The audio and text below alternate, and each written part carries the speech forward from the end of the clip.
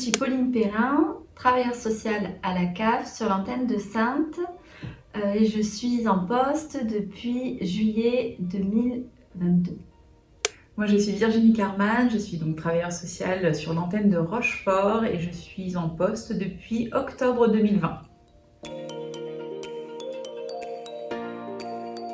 En détachement de la ville de Paris où j'étais assistante sociale. Je suis diplômée depuis 2013 et antérieurement, je faisais encore d'autres métiers. Je suis diplômée depuis 2009.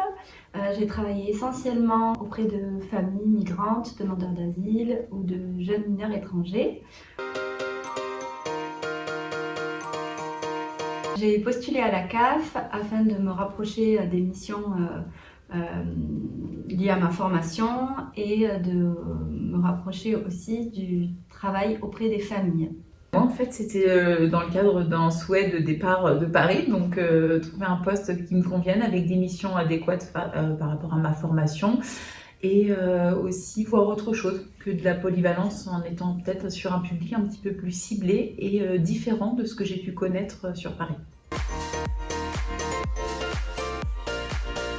Donc, accompagner les familles à la CAF, c'est les soutenir dans un moment de fragilité.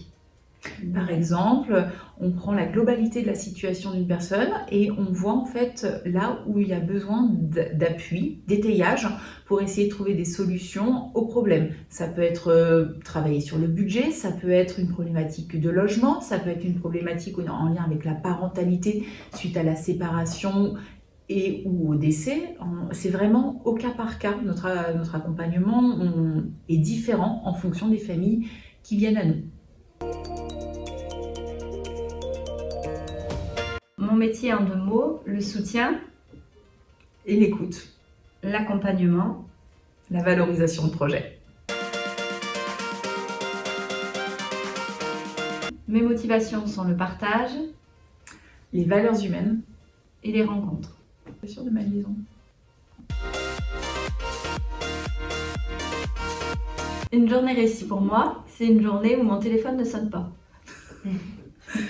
Une journée réussie pour moi, c'est quand j'arrive à checker plein de petites coches sur ma to-do list.